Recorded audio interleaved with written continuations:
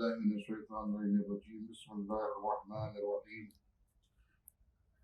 الحمد لله نحمده ونستعينه ونستغفره ونؤمن به ونتوكل عليه ونعوذ بالله من شرور أنفسنا ومن سيئات أعمالنا من يهدي الله فلا مضل له ومن يضلل له فلا هادي له ونشهد أن لا إله إلا الله وحده لا شريك له ونشهد أن محمدا عبده ورسوله أرسله بالحق بشيرا ونذيرا بين يدي الساعة من يطع الله ورسوله فقد رشد واهتدى ومن يعص الله فإنه قد غوى وإنه لا يضر نفسه ولا يضر الله شيئا ومن يعمل مثقال ذرة خيرا يره ومن يعمل مثقال ذرة شرا يره ويا عباد الله أوصيكم بنفسي بتقوى الله إن التقوى خير الزاد وأحسن الحديث وأبلغ الموعظة كتاب الله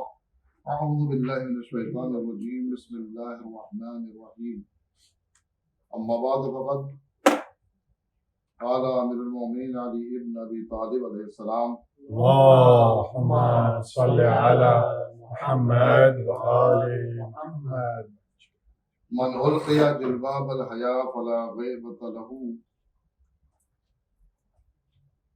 معصوم فرماتے ہیں کہ جس شخص نے لباس شرم و حیا کو اتار دیا اس کی غیبت کرنا جائز ہے. شریعت محمدی میں غیبت گناہ عظیم ہے، کبیرہ گناہ ہے، اور غیبت کا مطلب ہوتا ہے پیٹھ پیچھے کسی کی برائی کرنا. لیکن اگر کوئی شخص شرم و حیا کو اتار چکا ہو اور بے حیائی اپنا چکا ہو، بے شرمی پر اتارو ہو، اور اس کے نزدیک اس کی حیا اور شرم اور اس کی عزت و آبرو کوئی چیز یا کوئی قیمت نہ رکھتی ہو، تو ایسے شخص کی غیبت کرنے میں کوئی حرج نہیں ہے،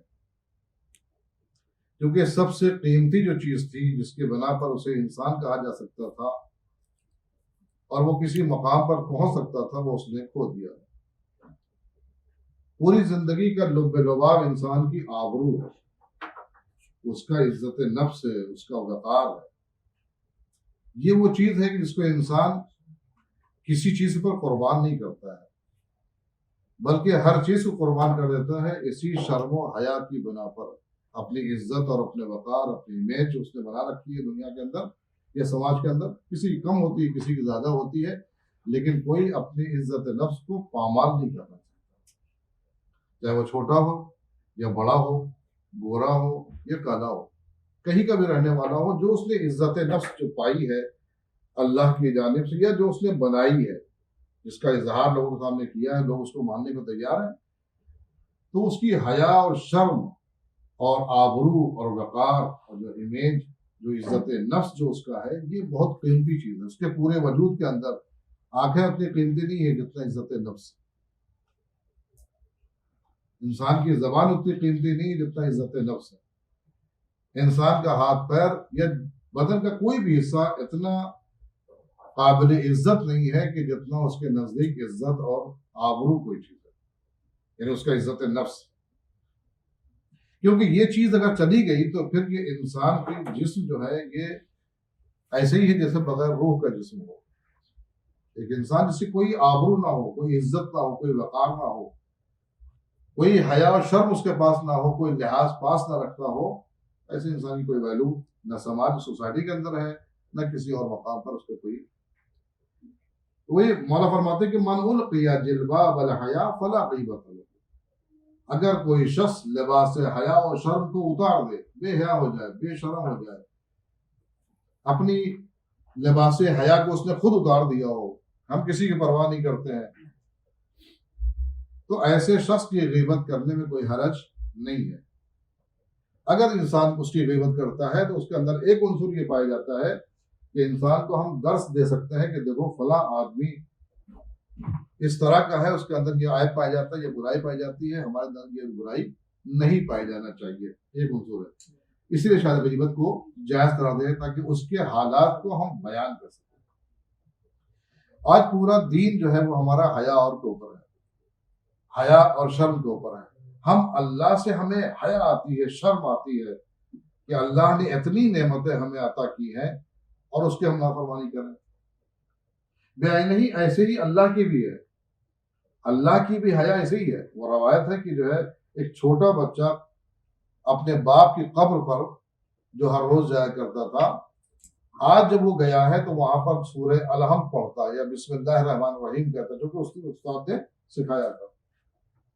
اللہ نے فوراً جو ہے اس کے باپ کی قبر سے عذاب کو اٹھا لیا اور پیغمبر سے کہا کہ پیغمبر مجھے شرم آتی ہے، مجھے حیا آتی ہے، میرا عزت نفس اس بات کو گوارا نہیں کرتا ہے کہ جس کا بیٹا مجھے رحمان و رحیم کہتا ہو اس کے باپ کے اوپر میں عذاب نازل کروں. یہی اس کا مطلب یہ کہ یہ حیا ایک ایسی صفت ہے کہ جو اللہ بھی رکھتا ہے. اللہ نے بارہا اس چیز کو کہا ہے کہ انسان کے اندر حیا کا مطلب یہ ہوتا ہے کہ میں اس بات کو ترک نہیں کر سکتا، یعنی اس کو انجام دوں گا، مجھے حیا آتی ہے میں اس کو چھوڑ دوں. جیسے انسان اگر طے کر لے یہ گناہ جو غیبت ہے میں نہیں کروں، مجھے حیا آتی ہے اللہ سے کہ میں اللہ کے سامنے کیا منہ دکھاؤں گا کہ جس زبان سے ہم نے ذکر الہی کرنے کے لیے کہا تھا تم نے غیبت کیا. مجھے حیا آتی ہے اس زبان سے جھوٹ بولنے میں کیونکہ اللہ نے مجھے ذکر الہی کے لیے دیا تھا اور میں اسے جھوٹ میں استعمال کر رہا ہوں.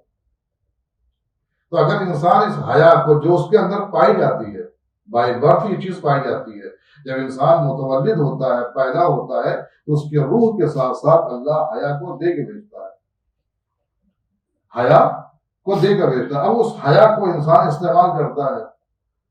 لہذا یہ حیا اگر انسان کے وجود سے نکل گئی تو ایسے ہی جیسے پھول سے خوشبو نکل جائے، اس کی کوئی حیثیت نہیں رہتی ہے. یا بدن سے روح نکل جائے ویسے ہی جو ہے بغیر حیا کے انسان. لہذا حیا اور شرم اور آبرو اور جو عزت نفس ہے یہ سب سے قیمتی چیز ہے انسانی وجود کے اندر.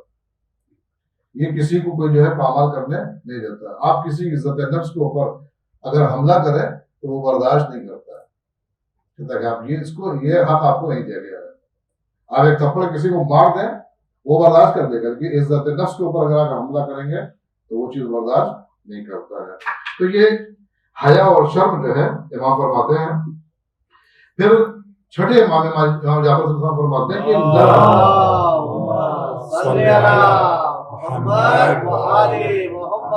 چھٹے امام فرماتے ہیں کہ لا ایمان لمن لا حیا لہ، اس شخص کے پاس ایمان ہی نہیں جس کے پاس حیا نہ ہو. بائی برتھ انسان کے اندر ہے یہ چیز، تو اللہ کیوں امام کیوں کہہ رہا ہے کہ وہ چیز ہے نہیں؟ نہ ہونے کا مطلب یہ کہ انسان اس کا لحاظ نہیں کرتا ہے، اس کو بڑھاتا نہیں ہے، اس کو محفوظ نہیں رکھتا ہے، اس کی پرواہ نہیں کرتا ہے. تو اگر کوئی اپنی حیا اور شرم کو باقی نہیں رکھتا ہے، کوئی اپنی اگر عزت نفس کا خیال نہیں رکھتا ہے تو پھر اس کے پاس ایمان نہیں ہے. آج پورے سماج سوسائٹی کے اندر بھی جو ہے بہت سارے گناہ ہم اسی طرح پر نہیں کرتے. ہمیں شرم آتی ہے، ہمارے بزرگ دیکھے کیا کہے گا، ہمارا بچہ دیکھے تو کیا کہے گا، ہمارے گھر والے جانیں گے تو کیا ہوگا، خدا کے سامنے جائیں گے تو کیا ہوگا. تو یہ حیا اور شرم ہے کہ جو انسان کو ایک پردے کے مانند محفوظ رکھتی ہے. جیسے پردہ جو ہے دیکھنے سے معنی ثابت ہو جاتا ہے ویسے ہی جو ہے یہ ہے. تو امام فرماتے ہیں لا ایمان لمن لا حیا لہ، اس شخص کے پاس ایمان ہے ہی نہیں جس کے پاس حیا نہ ہو. اسلام میں سب سے پہلی چیز جو ہے وہ کیا ہے؟ حیا. یعنی کل اسلام کو بھی یہی قرار دیا گیا. کہتے ہیں کہ جو ہے الحیاء هو الدین کلہ، حیا کل دین ہے. یعنی پورے دین کا اگر خلاصہ کیا جائے تو وہ حیا ملے گی آپ کو. یعنی انسان کو اللہ نے پیدا کیا اور اللہ جو ہے اسے نعمتیں دے رہا ہے، پھر اللہ ہی کہہ رہا ہے کہ تم یہ کام نہ کرو. تو یہاں پر کون سی چیز ہے جو اسے نہ کرنے پر مجبور کرے گی؟ اس کی حیا ہے. کہ جب اللہ نے ہمیں پیدا کیا، وہی مالک ہے، وہ رازق ہے، وہ غفور ہے، وہ رحیم ہے، وہ پالنے والا ہے، وہ خیال کرنے والا ہے، وہ کہہ رہا ہے کہ ان چیزوں سے پرہیز کرو تو ہمیں کرنا چاہیے. یعنی ہماری حیا کہتی ہے کہ اسے کرنا چاہیے. ہماری عزت نفس یہ کہتا ہے کہ چونکہ اللہ یہ کہہ رہا ہے اور وہ نعمتیں دینے والا ہے لہذا ہمیں اس سے پرہیز کرنا چاہیے. رسول اللہ سے حیا کرتے ہیں ہمیں شرم آتی ہے کہ ہم جو ہے گناہ گار ہو کر رسول اللہ کے سامنے جائیں، لہذا ہم بہت سارے گناہ اس لیے بھی نہیں کرتے ہیں. تو یہ پورا دین جو ہے، پورا اسلام جو ہے کس پر چل رہا ہے؟ حیا کے اوپر چل رہا ہے. شرم کے اوپر چل رہا ہے۔ اس کا مطلب یہ ہے کہ حیا کا دین میں ایک اہم رول ہے۔ اگر انسان کی زندگی سے حیا نکل جائے تو اس کے پاس، اسلام کے پاس عمل کرنے کے لیے کچھ بھی باقی نہیں رہتا ہے۔ پورے دار و مدار انسان کا جو کس کے اوپر ہے؟ وہ حیا کے اوپر ہے۔ نہ حیا ہوگی نہ ایمان ہوگا، نہ ایمان ہوگا نہ عمل ہوگا، تو اس قصہ جو وہیں پر تمام ہو جاتا ہے۔ تو امام رضا علیہ السلام کے مطابق اس شخص کی غیبت ہی نہیں شمار کی جاتی ہے جس کے پاس کوئی حیا اور شرم نہ ہو۔ حالانکہ غیبت حرام ہے، غیبت گناہ کبیرہ ہے، غیبت کرنا ایسے جیسے مردہ بھائی کا گوشت کھانا ہے، لیکن اس کے باوجود امام کہہ رہے ہیں کہ وہ شخص کی غیبت کہ جس نے حیا اور شرم کو چھوڑ دیا ہو، جو بالکل بے باک ہو گیا ہو، جو کسی کا پاس و لحاظ نہیں کرتا ہو، جو کسی کا پاس و لحاظ نہیں کرتا ہو، نہ اللہ کا دھیان رکھتا ہے، نہ رسول اللہ کے بارے میں سوچتا ہے، نہ اپنے دین کے قانون کے بارے میں سوچتا ہے، بس صرف وہ ہے اور اس کی انا ہے، تو اگر اس نے جو ہے حیا کا شرم چھوڑ دیا ہے تو پھر اس کی جو ہے غیبت کرنے میں کوئی حرج نہیں ہے۔ کہتے ہیں یہ خصلت جو ہے انسان کے اندر جو ہے بنیادی طور پر پائی جاتی ہے۔ اب دیکھیں یہ حیا اور شرم ایک ایسی چیز ہے کہ جو اللہ کے اندر پائی جاتی ہے، رسول اللہ کے اندر پائی جاتی ہے۔ بہت سے واقعات آپ کو مل جائیں گے رسول اللہ کے کہ ایسے کوئی کام نہیں کرتے تھے رسول اللہ کہ جس سے کسی بچے کے سامنے بھی حیا اور شرم آتی ہے۔ رسول اللہ کہتے ہیں کہ مجھے شرم آتی ہے، مجھے اس بات پر جو ہے حیا آتی ہے کہ کوئی بچہ میرے سامنے سے گزرے مجھے سلام نہ کروں اور وہ مجھے سلام کو لے جائے۔ یعنی میری عزت نفس جو ہے، میری آبرو جو میں نے بنا رکھی ہے، میرا جو وقار ہے، وہ میرا وقار یہ کہتا ہے کہ میں بچے کو سلام کروں، نہ کہ بچے کے سلام کا میں انتظار کروں۔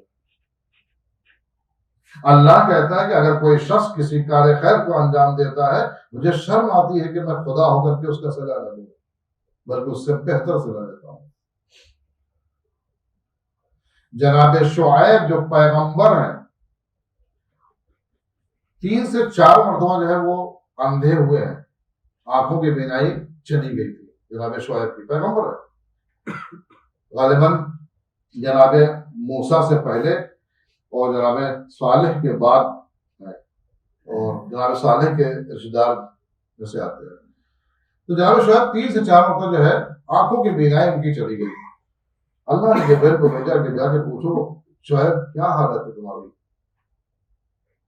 یہ بار بار تمہاری آنکھوں کی بینائی چلی جا رہی ہے، تم روتے جا رہے ہو، گریہ کرتے جا رہے ہو، آخر کیا ہو جا رہا ہے؟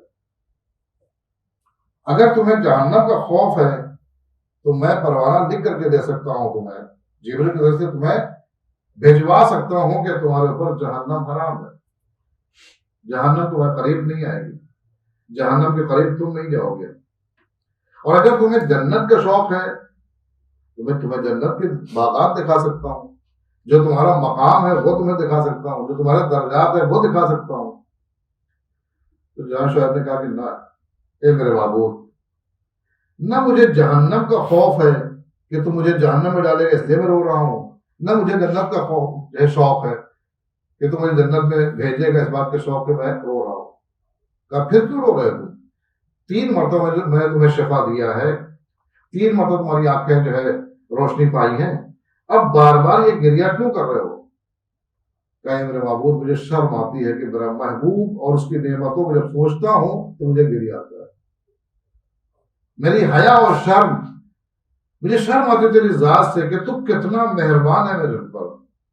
جب میں نعمتوں کو دیکھتا ہوں، تیری مہربانی کو دیکھتا ہوں، تیری شفقتوں کو دیکھتا ہوں، تیری عنایتوں کو دیکھتا ہوں، تیری رحمانیت کو جب دیکھتا ہوں تو اتنی وافر تعداد میں نعمتوں کو پانے کے بعد مجھے شرم آتی ہے، اور شرم کے بنا پر گریہ کرتا ہوں۔ یہ گریہ عشق ہے، جو میں رو رہا ہوں یہ گریہ عشق ہے، یہ تیری محبت میں گریہ کر رہا ہوں کہ میرا محبوب جس نے مجھے پیدا کیا، میں نے مطالبہ نہیں کیا تھا، جس نے مجھے پیدا کرنے کے ساتھ ساتھ دعا کہہ دی جبکہ ہم نے مانگی نہیں تھی، جس نے مجھے جو ہے زبان دیا جبکہ ہم نے مانگا نہیں تھا، لیکن آج یہ محسوس ہو رہا ہے کہ اگر یہ زبان نہ ہوتی تو ہم اپنا مدعا کیسے بیان کرتے، اگر یہ آنکھیں نہ ہوتی تو ہم چیزوں کو دیکھتے کیسے۔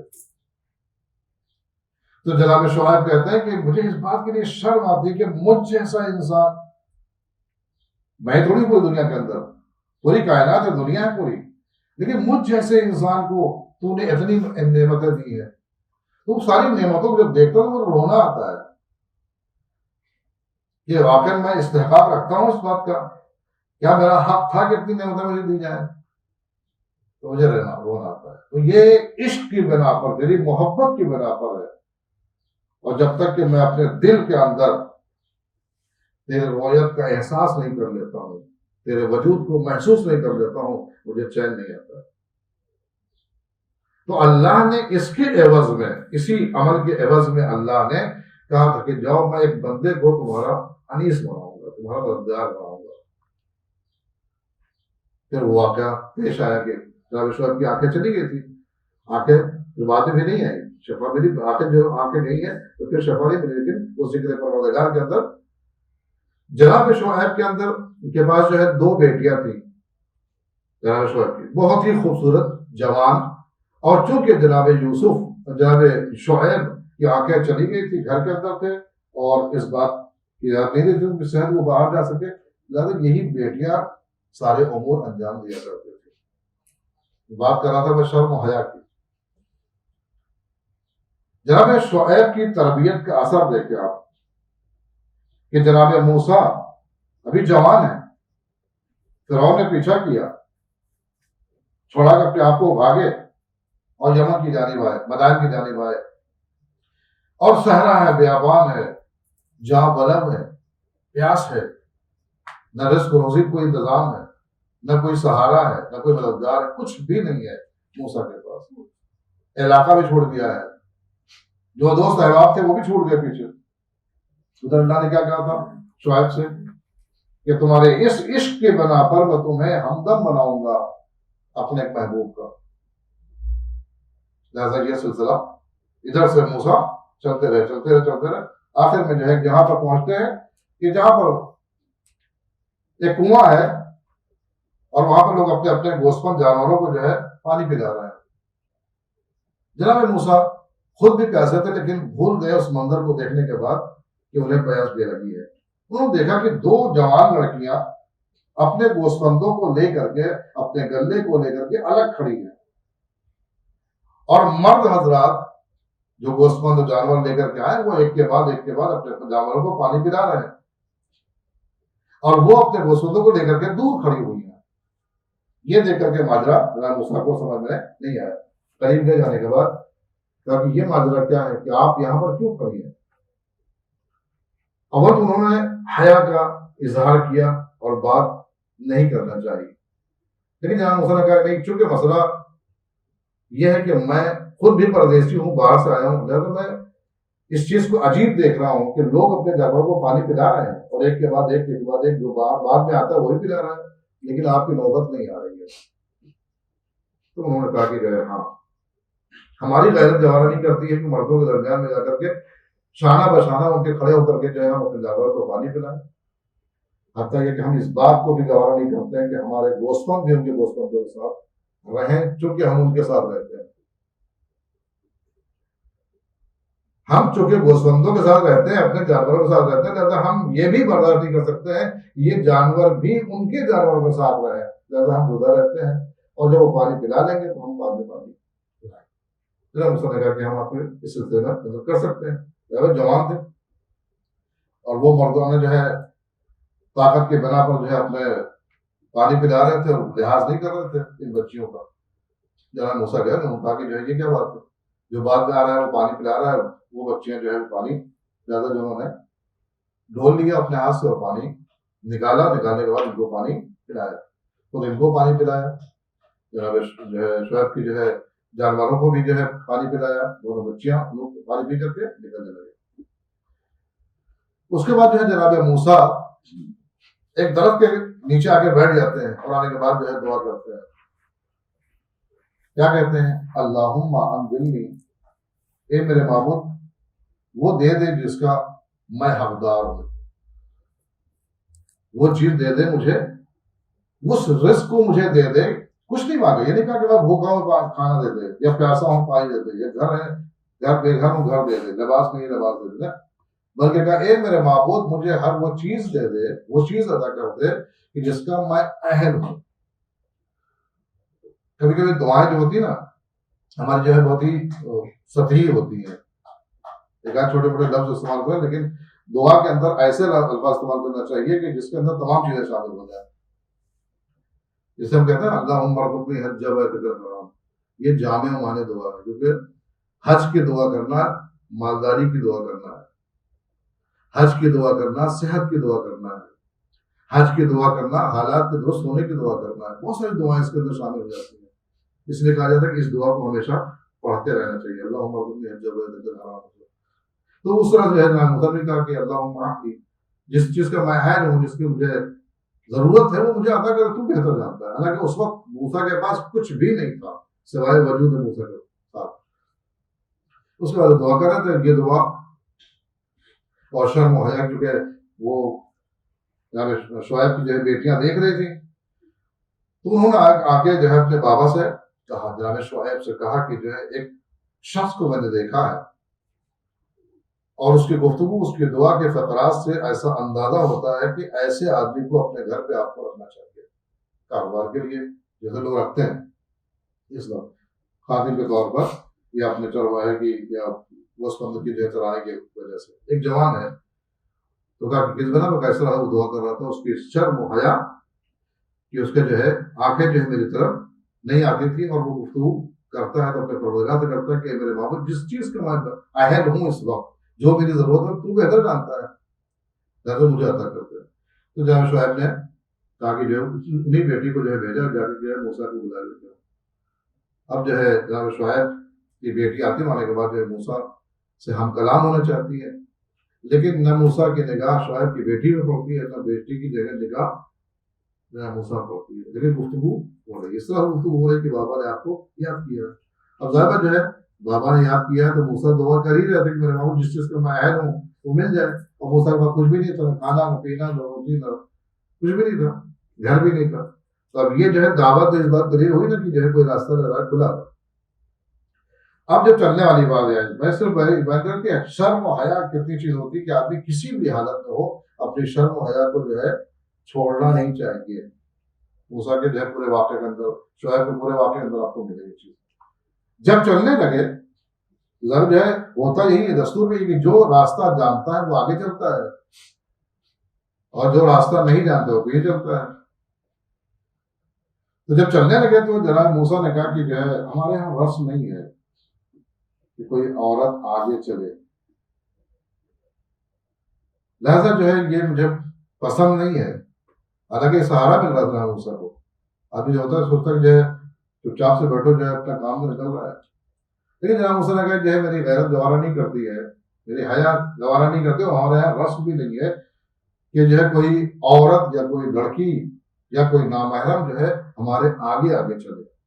اگر تمہیں راستہ بتانا ہے تو ایسا کرو تو ہمارے پیچھے آ جاؤ، یہ نہیں کہ ہمارے شانے کے برابر آ جاؤ یا ہمارے ساتھ چلو، کہا ہمارے پیچھے آ جاؤ۔ اگر دائیں طرف راستہ موڑنا ہوگا تو کنکری دائیں طرف مار دینا،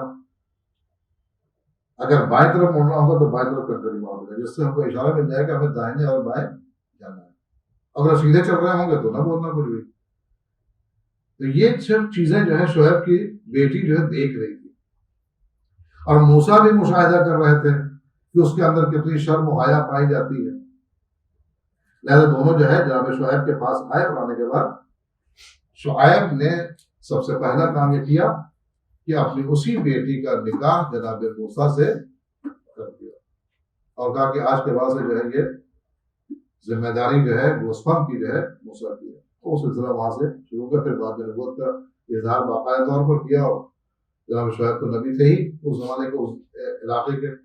تو جناب موسیٰ کے اندر اور جناب شعیب کی بیٹیوں کے اندر یہ پورا گھریلو جو ہے زندگی تھی، جس کے اندر قدم قدم پر انہوں نے اپنی شرم و حیا کو ظاہر کیا ہے کہ یہ انسان کی پامال نہیں ہونا چاہیے۔ حالات کچھ بھی ہوں، حالات کتنے بھی خراب ہو جائیں، تعلقات کتنے بھی خراب ہو جائیں، کتنی کوئی بڑا نقصان ہو جائے بھلے، لیکن عزت نفس کو انسان کو پامال نہیں کرنا چاہیے، کیونکہ اس سے بڑی جو ہے قیمتی چیز وجود انسانی کے اندر نہیں پائی جاتی ہے۔ وقار، عزت نفس جسے کہتے ہیں، یہ حیا اور شرم جو ہے، یہی چیز جو ہے بہت سی چیزوں کو سے بچاتی ہے، بہت سے گناہوں سے بچاتی ہے، اور بہت سے مقامات بھی عطا کرتی ہے۔ بڑے بڑے مقامات ائمہ معصومین نے، انبیاء کرام نے اسی حیا اور شرم کی وجہ سے حاصل کیا ہے کہ حالات کچھ بھی ہوں، انہوں نے جو ہے کبھی جو ہے اپنا اصول نہیں توڑا ہے۔ ہمارے حالات خراب ہو جاتے ہیں تو ہم ہر چیز کے تیار ہو جاتے ہیں، اپنی عزت نفس بھی پھیلا دیتے ہیں، اپنے وقار کو بھی پامال کرنے تیار ہو جاتے ہیں، جبکہ ایسا ہونا نہیں چاہیے۔ دنیا کے اندر سب سے قیمتی چیز اگر کوئی ہے تو وہ ہے انسانی وقار۔